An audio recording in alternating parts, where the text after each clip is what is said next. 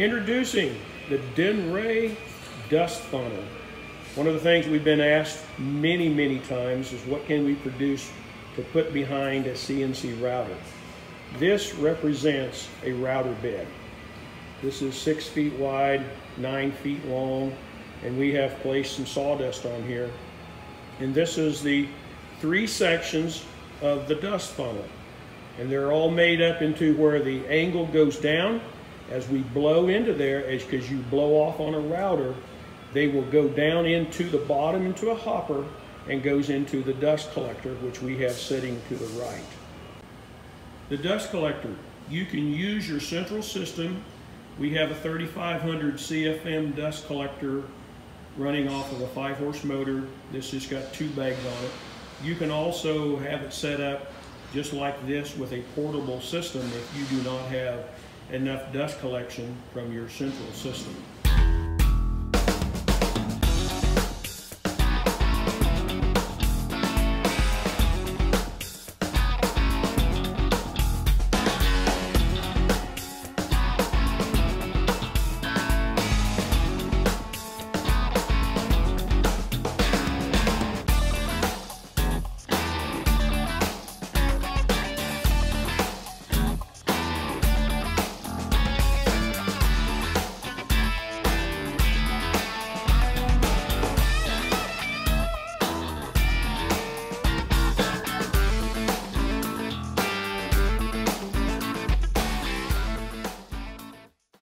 Okay, what we have here is you can see the sawdust just kind of sitting over there in the corner of the hopper.